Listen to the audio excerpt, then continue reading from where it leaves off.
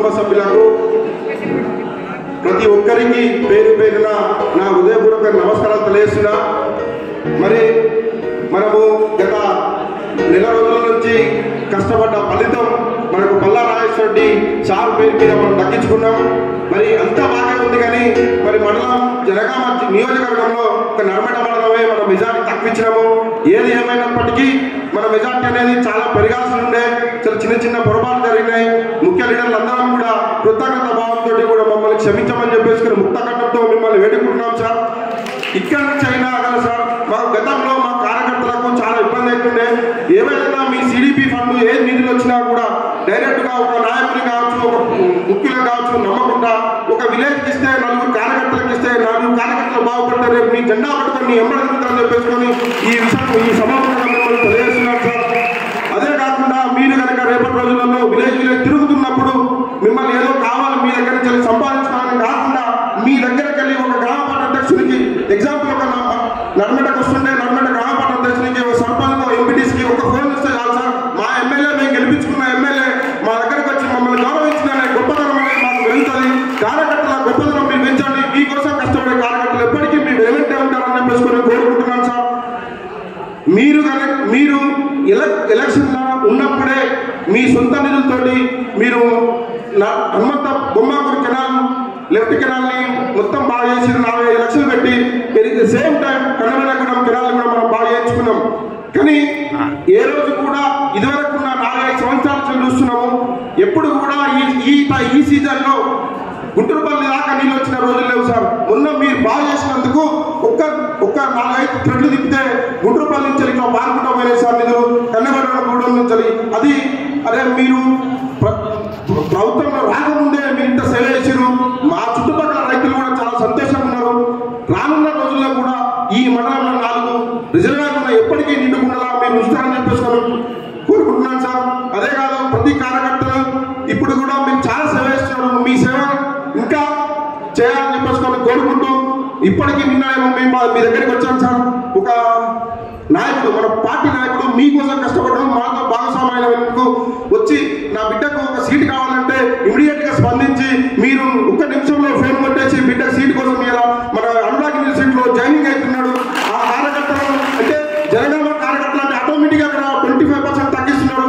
ఇంకా మీ స్పెషల్ కోసం మీ దగ్గరకు వస్తే మీరు ఇంకా ముందుండి మాట్లాడేందుకు చాలా గర్వపడుతున్నాం సార్. కానీ మా కార్యకర్తలకు ఇదే కదా కావాల్సిన సేవ, ఇంతకంటే వాక్యం ఏం కావాలని చెప్పేసుకోండి కోరుకుంటున్నారు సార్.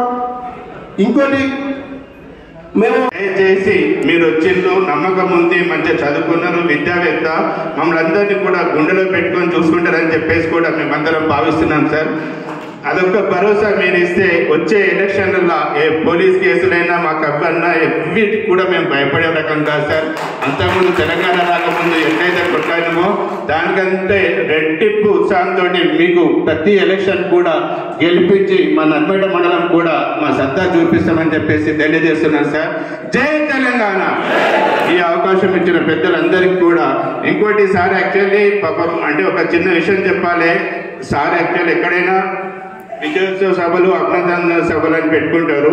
సార్ ఉండి అట్ట కాదు, మీ కార్యకర్తలందరూ కష్టపడారు, వాళ్ళకందరికి వచ్చి నేనే థ్యాంక్స్ చెప్తా, కృతజ్ఞత సభ అని చెప్పేసి సార్ నామకరణం చేసిండు. మనం అందరం కూడా సార్ ఎల్లవేళ రుణపడి ఉండాలని చెప్పేసి మరొకసారి తెలియజేస్తున్నాను. జై తెలంగాణ.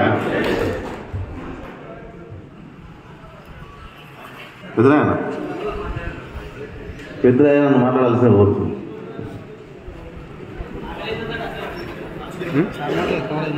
నేను ఇప్పుడు వచ్చింది. ఈరోజు నర్మడ మండల ముఖ్య కార్యకర్తలను కలిసి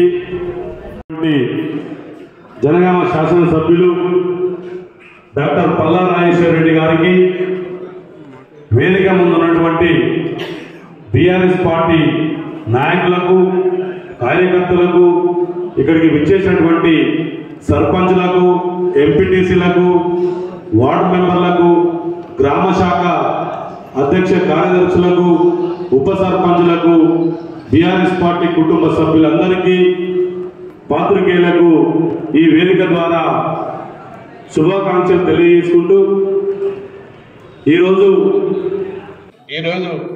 మన నర్మడ కేంద్రంలో జరుగుతున్నటువంటి కృతజ్ఞత సభకి అధ్యక్షత వహిస్తున్నటువంటి నా మిత్రుడు చింతకింది సురేష్ గారికి, అలాగనే ఎన్నో ఒడిదొడుకులు ఎన్నో ఎదురుగాళ్ళు ఎదుర్కొంటూ కూడా గింత కూడా చెక్కు చెదరకుండా మా కార్యకర్తలు ఉన్నారు, బీఆర్ఎస్ పార్టీ ఉంది, ఎల్లవెల్ల కాపాడుతుందని ఒక్కడే వచ్చి అతి చిన్న అంటే షార్ట్ టైంలోనే అందరి మన్ననలు పొంది ఇక్కడ మంచి మెజార్టీ గెలిచి మన గ్రామానికి వచ్చినటువంటి పల్లా రాజశేఖర రెడ్డి గారికి, వేదిక మీద ఉన్నటువంటి జడ్పీటీసీలు, ఎంపీపీలు, ఎంపీటీసీలు, సర్పంచులు, అలానే వేదిక మీదకి ఎక్కించేటువంటి బీఆర్ఎస్ పార్టీ సైనికులు, కార్యకర్తలు అందరికీ కూడా నా శిరస్సు వంచి నమస్కారం చేస్తున్నా.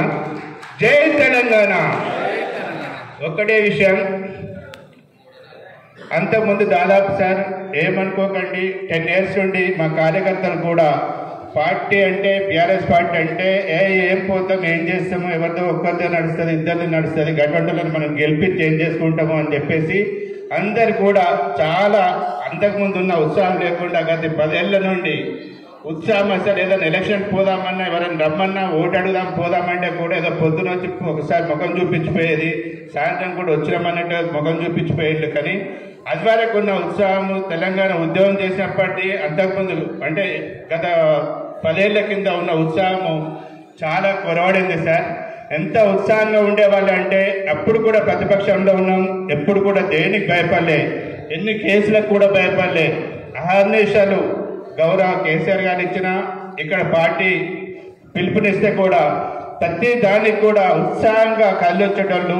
కొంచెం ఏంటంటే బాగా డిస్టర్బ్ అయినాయి సార్. నియోజకవర్గంలో కార్యకర్తలందరూ కూడా గ్రూపులు ఏర్పడి అవి ఇవి ఏర్పడి మొత్తం పార్టీ వ్యవస్థ మొత్తం కొంచెం నాశనం చేశాం సార్.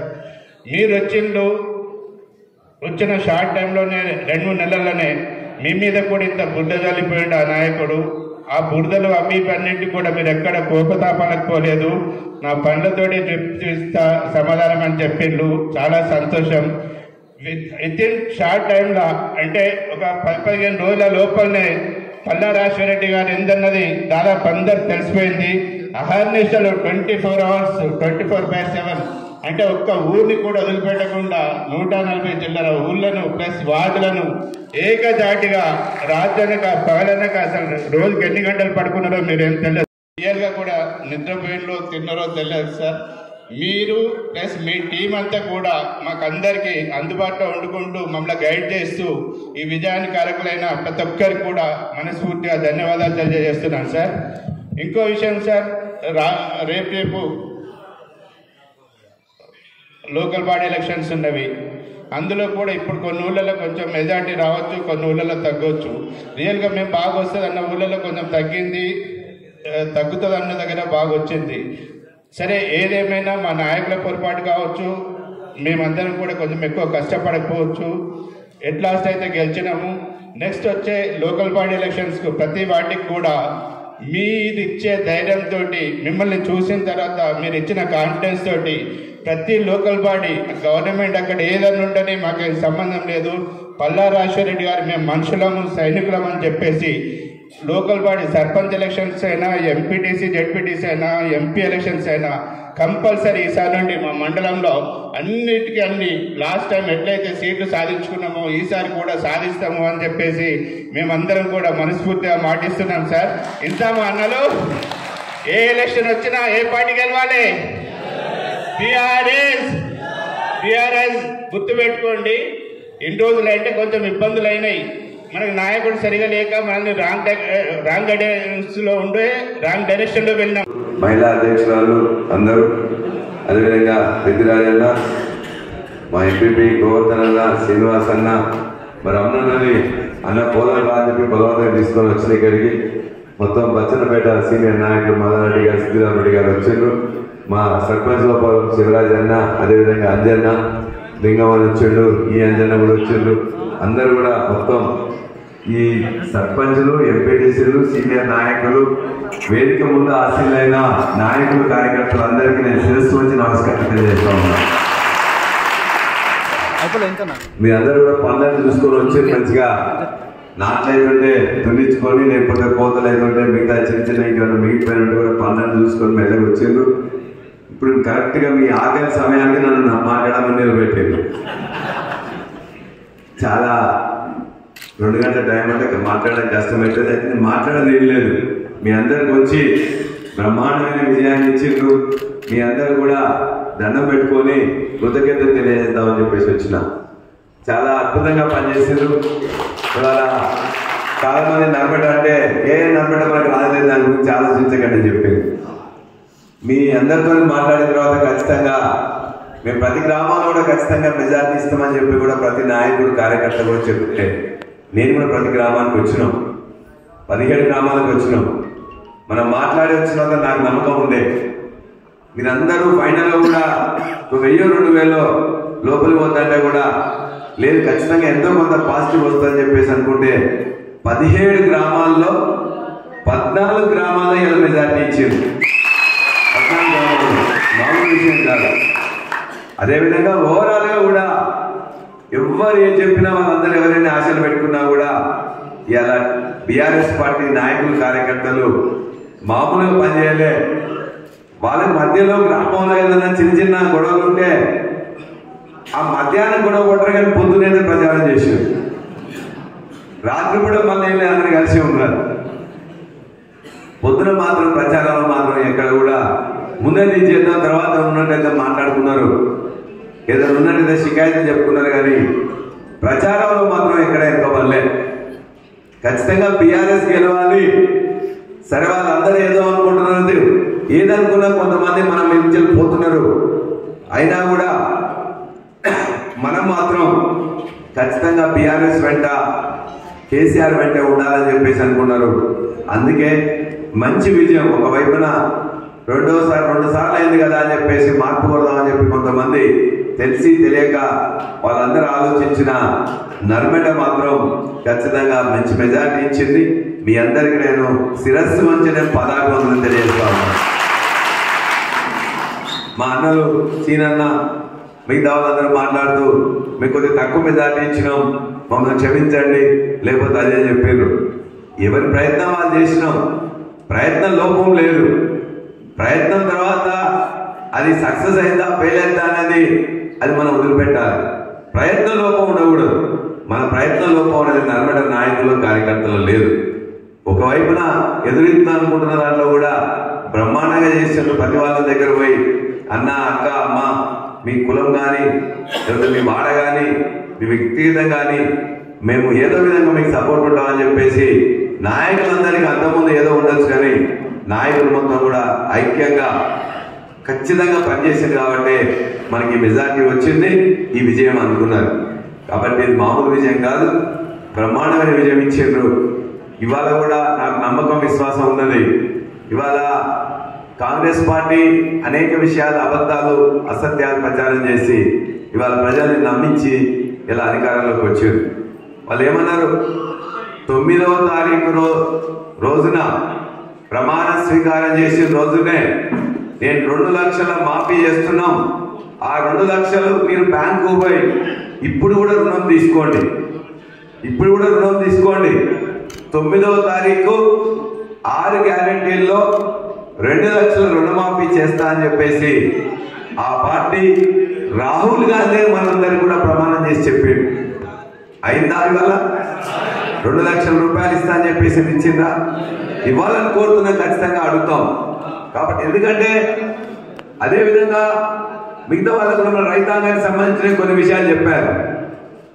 మీ అందరి గొప్పగా చెప్పుకున్నారు. అయినా పర్వాలేదు, దాని గురించి మనం మాట్లాడలేదు. అంత గొప్ప మనుషులు వాళ్ళు కాదు. మన ఇష్టం వచ్చినట్టు తిట్టడమే కాకుండా పెద్ద పెద్ద భవనాలు కడితే భవనాల మీద కేసీఆర్ గారి పేరుంటే దానికి మట్టి ఊస్తూ ఉన్నారు, తీసేస్తా ఉన్నారు. గ్రామాల్లో పోయి ఏదైనా శిలా ఫలకాలు ఉంటే ఎమ్మెల్యే ఆఫీస్ కానీ మిగతా కట్టినట్లయితే శిలా ఫలకాలను పలగొడతా ఉన్నారు. అది సంస్కారం కాదు. పార్టీలు అనేకం 55 సంవత్సరాల నుంచి వాళ్ళు వచ్చారు. మనం కూడా 10 సంవత్సరాలు వెళ్ళినాం. మరి వాళ్ళ యొక్క శిలా ఫలకాలు ఎక్కడైనా పలగొట్టినామా? ఎక్కడైనా వాళ్ళు చేసిన దాన్ని కట్టింది ఎవరు కట్టింది వాళ్ళకే ఉంటాయి కదా. ఇవాళ అంబేద్కర్ విగ్రహాన్ని పెట్టింది మనం, అక్కడ పోయి తీసేస్తే వెళ్ళిపోద్దా? ఇవాళ అద్భుతమైన అమరవీరుల స్తూపం కట్టినాం. అదేవిధంగా భారతదేశంలో ఎక్కడ లేని విధంగా ఇలా అద్భుతమైన సెక్రటేరియట్ కట్టినాం. ఇవాళ కట్టే వాళ్ళు ప్రజాభవన్ అని చెప్పేసి పేరు పెట్టుకున్న ప్రగతి భవన్ కూడా మనమే కదా కట్టింది. దాని ఇంత మట్టి పుస్తకానే మొత్తం కూడా కట్టకుండా అయిపోతా. 150 గదులు ఉన్నాయని చెప్పింది కదా, మరి ఆ 150 గదులు ఉన్నాయని ఇప్పుడు చెప్పమని చెప్పండి. అందులో 6 బెడ్రూమ్లు, నేనే ఎప్పటికుంటా కదా 15 నెలలు వచ్చాను. అందుండేది 6 బెడ్రూమ్లు మాత్రమే. అంటే ఎన్ని అబద్ధాలు అసత్యాలు ప్రచారం చేసిందంటే, నిన్న మాట్లాడుతూ సీఎం రేవంత్ రెడ్డి అన్నారు, ఏనాడైనా ప్రగతి భవన్ లో అమరులకు సంబంధించిన కుటుంబాలకి భోజనం పెట్టిండా కేసీఆర్ అని. అనేక మంది భోజనం అక్కడ తిన్నారు, కానీ మేము అటువంటి చిన్న విషయాలు ఎప్పుడు చెప్పలేదు. మరి అదే ప్రజాభవన్ లో నిన్న మొట్టమొదటిసారి విందు భోజనం పెట్టిండు కదా మట్టి విక్రమార్క గారు. ఎవరికి పెట్టిండ్రు? అమరవీరులకు పెట్టిండా? ఢిల్లీ గులాములైన జయరాం రమేష్ కి పెట్టిండు తప్ప ఇక్కడున్న మా యాదయ్యకు, మా వేణుగోపాల్ రెడ్డి, మా శ్రీకాంతాచార్య వాళ్ళ యొక్క కుటుంబాలకు పెట్టలే. మాట్లాడేటప్పుడు ఇష్టం వచ్చినట్టు మాట్లాడచ్చు. నువ్వు మొట్టమొదటి రోజే అసెంబ్లీలో మాట్లాడారు కదా, కేసీఆర్ ఎప్పుడైనా ప్రగతి భవన్ లో పెట్టినావా అని. ప్రగతి భవన్ కట్టింది, ప్రగతి భవన్ లో అనేక మంది ఎంతమంది తిన్నారో మనకు తెలుసు. ఎవరు వచ్చినా ముఖ్యమంత్రి గారి టైంకి భోజనం ఖచ్చితంగా చేయమనేవారు. అంటే అటువంటి చిన్న చిన్న విషయాల్లో కూడా మనల్ని బదనాం చేసే ప్రయత్నం చేస్తున్నారు. మనందరం కూడా ముక్కమని ధైర్యంతో ఉండాలి. తెలంగాణ సాధించిన వాళ్ళు మీరందరూ. తెలంగాణ పోరాటంలో అనేక సార్లు జైలు పోయిన వాళ్ళు, అనేక సార్లు ఎన్ని కొట్లాట్లు ఉన్నా కూడా ధైర్యంగా నిలిచిన వాళ్ళు. ఇవాళ ఒకసారి ప్రభుత్వం పోతే బాధపడాల్సిందే, కానీ భయపడవద్దు. ఖచ్చితంగా మీకు ఏ రెవెన్యూ పని ఉన్నా, కలెక్టరేట్ లో పని ఉన్నా, లేకపోతే పోలీసులతో పని ఉన్నా, చట్టపరంగా న్యాయపరంగా మనకి ఎదురు రావాలో దానికోసం మీ వెంబడి నేను ఉంటా, మీతో పాటు నేను వస్తా.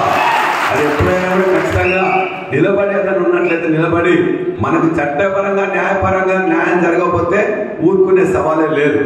ఎవరి కోసం ఎవరి వచ్చేది నీళ్ళు తాగట్లేదు. మనకు రావాల్సిన దాన్ని ఖచ్చితంగా తెలంగాణ తెచ్చిన వాళ్ళం, తెలంగాణకు నీళ్ళు ఇచ్చిన వాళ్ళం, తెలంగాణ వెలుగు తిరుగులు నింపిన వాళ్ళం. ఇవాళ కొద్దిమంది కొన్ని భాషలు అనుకోవచ్చు తప్ప ఇవాళ జనగామ కూడా తెలంగాణ వెంట కేసీఆర్ వెంట నిలబడ్డది. కాబట్టి తెలంగాణలో మీరు నాకు ఇచ్చిన విజయాన్ని ఇవాళ మామూలుగా ఊరికనే చేసేది కాదు. ఖచ్చితంగా మన పార్టీ నాయకులు కానీ, కార్యకర్తలు కానీ, పేద ప్రజలకు కానీ నష్టం జరిగితే మీ వెంట ఉండి నేను చేస్తానని చెప్పి మీకు మాట ఇస్తూ, ఖచ్చితంగా భవిష్యత్తులో ఎవరో ఒక్కరే నాయకుడిని నా దగ్గర ఇట్లా పెట్టుకొని ఇది చేసేది ఉండదు. ఎవరైనా రావచ్చు, వాళ్ళందరి యొక్క సమస్యలు చక్కగా వింటాం. నాయకులతో వస్తే నాయకులతో కూడా రావచ్చు, నాయకులతో నాకు తెలియదు అని చెప్పేసి మీరు అనుకుంటే రావచ్చు. లేదు, డైరెక్ట్ గా వచ్చినా కూడా డైరెక్ట్ గా మీ సమస్యను వెంటనే మాట్లాడి చేస్తారు. ఇంతకుముందు మా కృష్ణన్ అన్నాడు, డైరెక్ట్ గా మాట్లాడతాను అని చెప్పేసి. నేను 2015లో ఎమ్మెల్సీ అయిన తర్వాత నాకు 2 గన్మెన్లు వచ్చి, ఆ గన్మెన్లు వచ్చిన తర్వాత చక్కగా ఫోన్ చేసి మాట్లాడుతూ ఉన్నా. 2-3 కలెక్టర్లకు లేకపోతే మిగతా వాళ్ళకి మాట్లాడుతుంటే అప్పుడున్న గన్మెన్ అంతకుముందు కాంగ్రెస్ పార్టీ వాళ్ళ దగ్గర ఉండొచ్చు, ఆ మంత్రుల దగ్గర వాళ్ళ దగ్గర, సార్ మీరు అట్లా డైరెక్ట్ మాట్లాడొద్దు సార్, మీ గురించి పక్కన ఉన్న వాళ్ళు చెప్పాలి, ముందు ఇట్లా పల్లారాజేశ్వర రెడ్డి ఎమ్మెల్సీ మీతో మాట్లాడుతుందని వాళ్ళు చెప్పిన తర్వాత వాళ్ళు కొద్దిగా రెడీ అయిన తర్వాత మీరు మాట్లాడాలి సార్ అంటే, పర్వాలేదు నాకు నేను చెప్పుకుంటా, ఒకవేళ సరిగ్గా రిసీవ్ చేసుకోకపోతే నేనే చెప్తా, పల్లారాజేశ్వర రెడ్డి ఎమ్మెల్సీ నమస్కారం అండి, ఇగో మా పని ఉన్నది అని చెప్తాం. మనం వాళ్ళతో మన యొక్క గొప్పతనమో మనం బెదిరించడానికో మనకేదో ఆశించి చేయట్లేదు.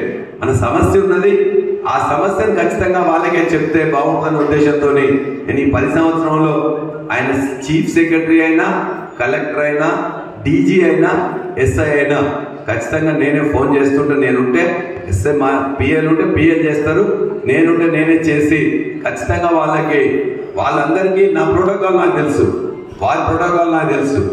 ఎస్ఐ దగ్గరకో, సిఐ దగ్గరకో, ఏసీబీ దగ్గరకో పోయి కూర్చొని భయపడి మనం మాట్లాడే సవాల్ లేదు. డీజీ కంటే, చీఫ్ సెక్రటరీ కంటే ఎమ్మెల్యే యొక్క ప్రోటోకాల్ పెద్దది. కాబట్టి నా ప్రోటోకాల్ సంగతి నాకు తెలుసు. కాబట్టి వాళ్ళందరినీ అదే అని చెప్పి ప్రోటోకాల్ ఉందిగా అని చెప్పి లేదు, ఎస్ఐ గారు, సిఐ గారు అని మాట్లాడతాం. కానీ మన ఓట్లకు 500 రూపాయల బోనస్ ఇస్తా అని చెప్పింది. మనం సమయం తక్కువ ఉంది కాబట్టి మనం ఏమనట్లే, అంటే నేను చెప్పేది కనీసం మన ఆలోచనకి ఇచ్చిన 250 రూపాయలు 500 రూపాయలు మేము రైతు బంధు వీళ్ళు సరిగ్గా ఇవ్వట్లేదు. మేము రైతు భరోసా పేరు మీద 2500 అదనంగా 7500 ఇస్తామని చెప్పారు. ఇవాళ ఇచ్చిండ్రా? కాబట్టి ఎందుకంటే మాటలు మస్తు చెప్పవచ్చు. ఇప్పుడే మనం 3 నెలలు ఇద్దాం, టైం 6 నెలలు ఇద్దాం. కానీ వాళ్ళు చెప్పిన 9వ తారీఖు అయిపోయిన తర్వాత ఏదైతే వాళ్ళు గొప్పగా ఇప్పుడు చెప్పుకుంటున్నారు, మేము 2 పథకాలు ఆల్రెడీ ఇచ్చినాం, 2 రోజుల్లో 2 పథకాలు ఇచ్చినాం, 2 హామీలు నెరవేర్చినామని చెప్తున్నారు. వాళ్ళు ఇచ్చిన 6 హామీల్లో 13 సమస్యలు ఉన్నాయి, 13 హామీలు ఉన్నాయి. ఒక మహాలక్ష్మి తీసుకుంటే మహాలక్ష్మిలో ప్రతి మహిళకు 2500 రూపాయలు ఉంది, ప్రతి మహిళకు 500 రూపాయలు గ్యాస్ ఉన్నది, ప్రతి మహిళకు బస్సు పథకం ఉన్నది. మరి ఒక బస్సులు మాత్రం ఇచ్చి మిగతా 2 పక్కన పెట్టి మేము ఆల్రెడీ 2 పథకం ఇచ్చేసినామని చెప్పేసి అంటే ప్రజలు పిచ్చివాళ్ళు కాదు కదా. అయినా మనం తక్కువనే మాట్లాడతాం, మీకు తెలియాలని చెప్పేసి మాట్లాడుతున్నాం. అదేవిధంగా ఇలా కరెంటు 5 గంటల నుండి 5 గంటల వరకే వస్తున్నది, 5 గంటల తర్వాత సింగిల్ ఫేసే వస్తున్నది. 24 గంటల కరెంట్ ఇస్తామన్నారు, ఇవ్వలే. అంతేకాకుండా ఒక 2 విషయాలు మాత్రం మీకు నేను చెప్తా. అసెంబ్లీలో కానీ ఇక్కడ కానీ మనం ప్రజలు కావాలని వాళ్ళకి ఓట్లు వేస్తారు కాబట్టి మనం ఎక్కువ మాట్లాడొద్దని చెప్పేసి అని అనుకున్నాం. అసెంబ్లీలోనే మాట్లాడొద్దు అనుకున్నప్పుడు ఒక 2 అంశాల్లో వాళ్ళు చాలా నిర్లజ్జగా నిస్సిగ్గుగా ఇష్టం వచ్చినట్టు అందులో రాశారు. అసలు తెలంగాణ తీసుకొచ్చిన కేసీఆర్ గారు అక్కడేదో ముళ్ళ కంచె వేసినట్టు వాళ్ళంతా ముళ్ళ కంచె తీసేసినట్టు. ఇలా సీఎం ఆఫీస్ ముందు ముళ్ళ కంచె వేసింది కేసీఆర్ గారు కాదు, ఆ ప్రగతి భవన్ ముందు ముళ్ళ కంచె వేసింది ఆనాటి ముఖ్యమంత్రి అయిన కిరణ్ కుమార్ రెడ్డి, ఇవాళ తీసింది రేవంత్ రెడ్డి.